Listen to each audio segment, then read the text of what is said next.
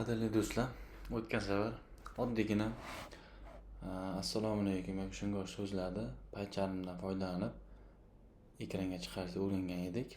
Endi kelinglar bu darsimizdan boshlaymiz.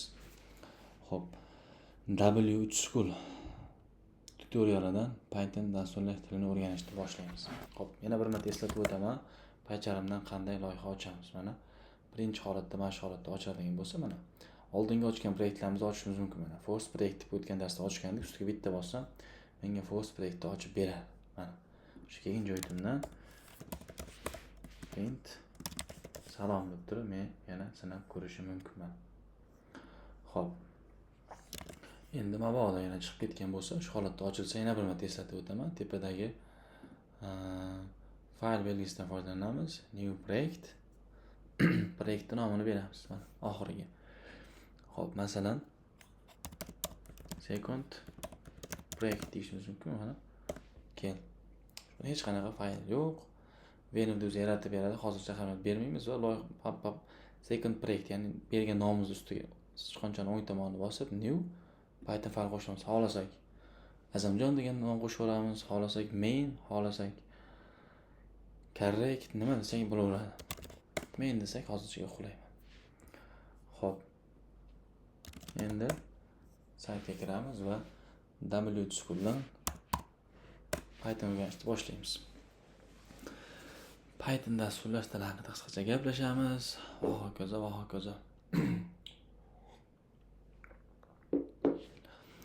Xo'p, Python is popular programming language. Rostdan dasturlash sohasiga kirgan odam borki, Python degan dasturlash tili borligini biladi.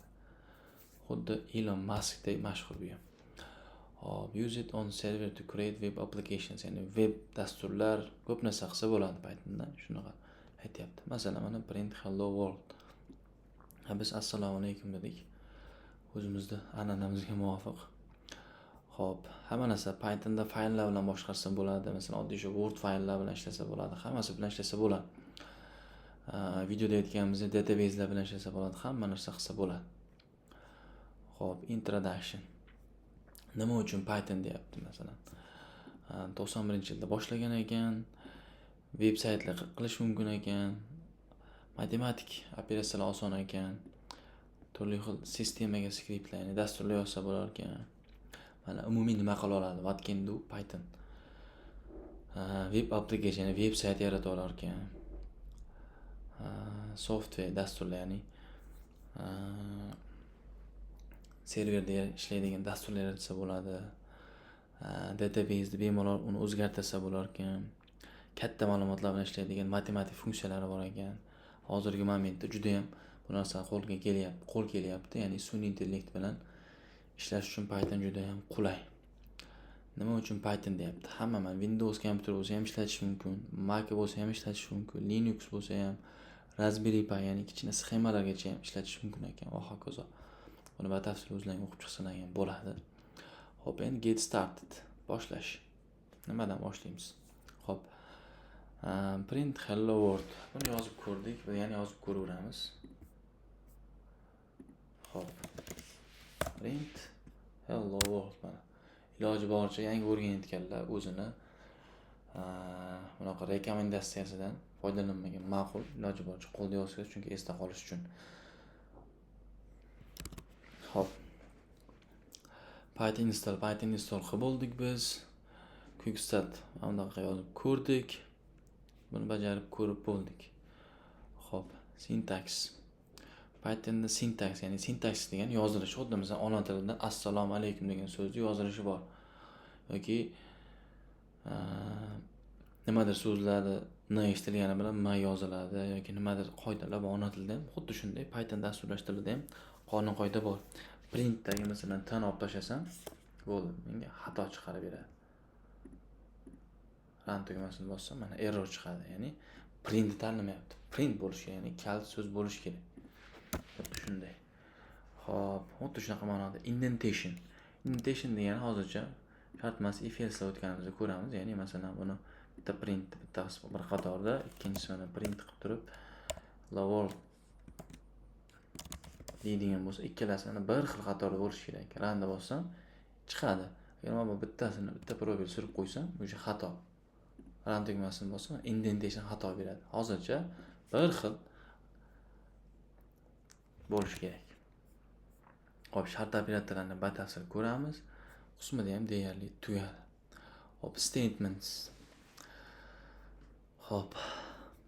Statement degani kod qismlari degani. Birtadan qator bo'lishi mumkin emas. 2, 3, 5, 10 qator har xil kodlar bo'lishi mumkin. Mana bu yerda ham aytayapti. Hop, va hokazo.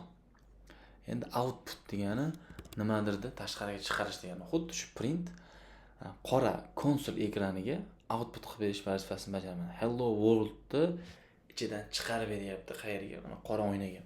Qachondir shuni veb-saytga chiqaramiz. Masalan, shu kun.uz degan joyga maqola chiqarib beramiz. Va hokazo.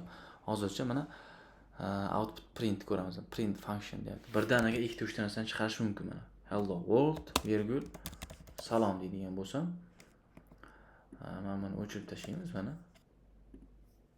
Hello world salom deb yozib chiqarib beraman. Ketma-ket. Faqat o'rtasiga probel qo'yib. Ikki xil chul qatorda ko'rdik. Double quote mana ikkita qo'ysak ham bo'lar ekan stringda. Aynan mana buni bittalik qilib qo'ysak ham Pythonga qizig'i yo'q ekan. Lekin men maslahat beraman, shu ikkitalisini qo'yib ketishdi. Shunisi yaxshi. Ortiqcha muammolar yo'q. Hop, example'lar print without a new line.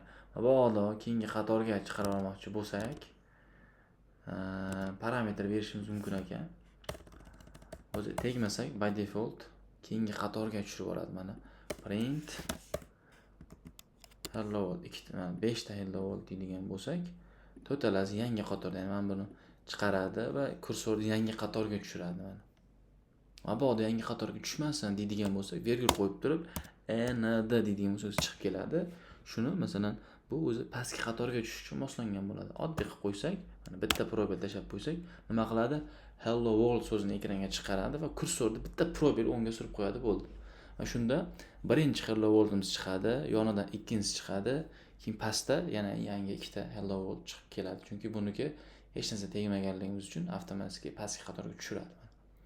Aytganimdek mana birinchisi chiqdi va u yoniga bitta probel qo'ydi, mana probel, keyin ikkinchi hello world yozdi. Va uniki o'zi by default pastki qatorga tushirganligi uchun uchinchisi pastdan, to'rtinchisi ham pastdan chiqib keldi. Xo'p, shu bilan oddiy print haqidagi kichkina darsimiz tugadi.